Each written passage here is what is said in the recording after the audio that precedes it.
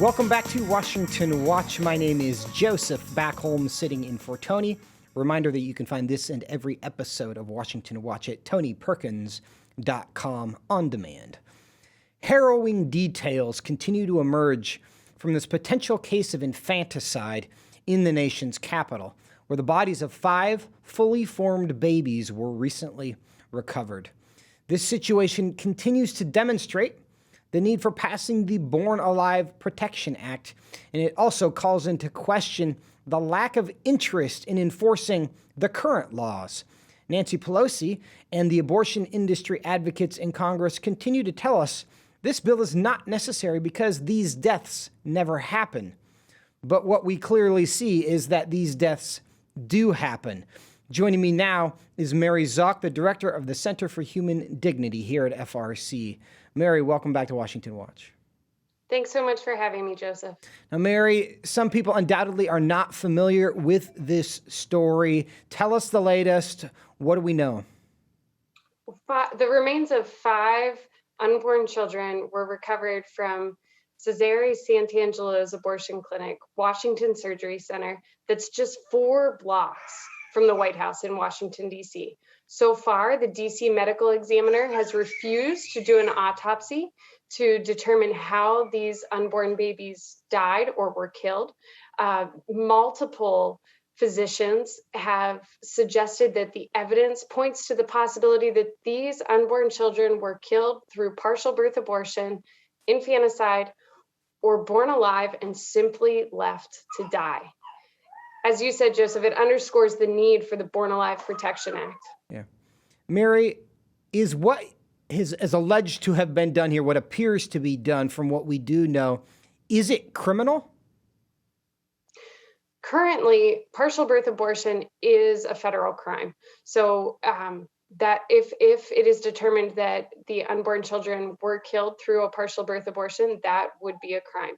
Unfortunately, under the current Born Alive Infant Protection Act, it is not criminal to not administer medical attention to an unborn child. That is not required. The current law as it stands only gives an unborn child who is born after an abortion the full rights of a person under the law, but it does nothing to ensure that that person receives medical attention, which tells us that we need to pass another piece of federal legislation, the Born Alive Survivors Protection Act, which would protect all babies who survive abortion and require that they be administered medical attention. Now, Mary, is it true that the opponents of the Born Alive Protection Act claim it's not necessary? And does the situation here in Washington, D.C. prove that it is? They absolutely do. They say this never happens. Babies are never born alive after abortion. And then even if they are, they're never not given medical attention. Well, there are only 9 states that require reporting on what happens to an infant born alive after an abortion. Only 9. And knowing that, we know that as of 2020, there were over 200 babies who have been born alive after an abortion. And that's with just 9 reporting.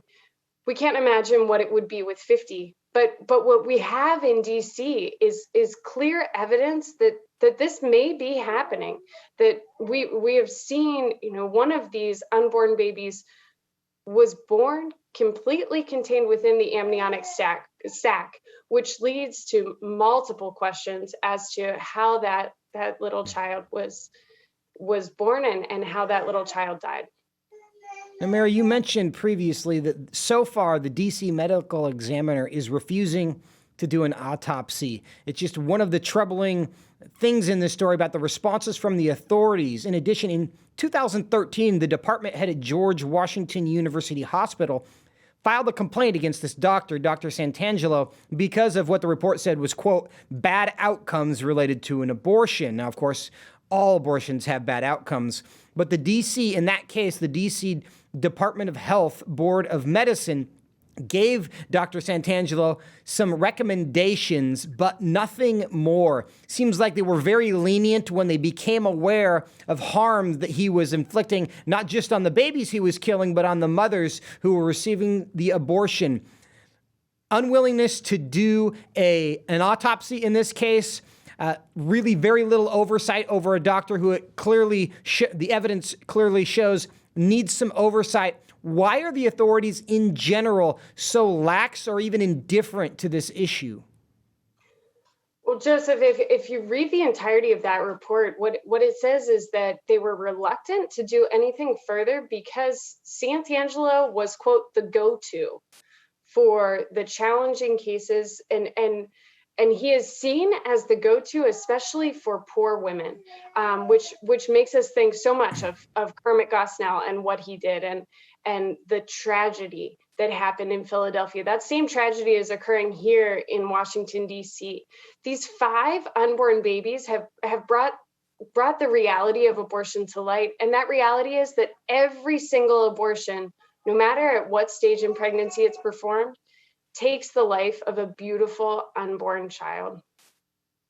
Mary, do you think stories like these, and we don't have them here, but you can find the pictures of these children online graphically detailing the reality of what abortion in America looks like. And these are not cells. These are not embryos. These are babies, and it's undeniable. And as America sees that, despite the very real efforts to suppress that, and that's been a theme of the show today, is how much effort there is to suppress information that is inconvenient. Do you think these stories help change the temperature, help change the hearts of Americans on this issue? I certainly hope so, Joseph. I don't think anyone could look at the pictures of those 5 unborn babies and think that abortion just removes a clump of cells. There's no way to see those little ones. The first little baby pictured, I think, looked very similar to my little boy Joseph right after he was born. It's heart-wrenching, and it reveals exactly what happens in abortion. Here in America, abortion is legal up until the moment of birth. And if the reality of what it does isn't changing hearts and minds, I don't know anything else that would. Mary, one final question for you. We are all looking forward to the decision from the Supreme Court in the Dobbs case. We are hoping and we are praying, very sincerely praying, that this decision will ultimately overturn Roe versus Wade. If that is the result, will that prevent situations like this from occurring? Unfortunately, in the District of Columbia, if Dobbs simply overturns Roe and sends the ruling on abortion back to the states, or in this case, to the city council, unfortunately, in the district, it won't. Abortion will still be legal.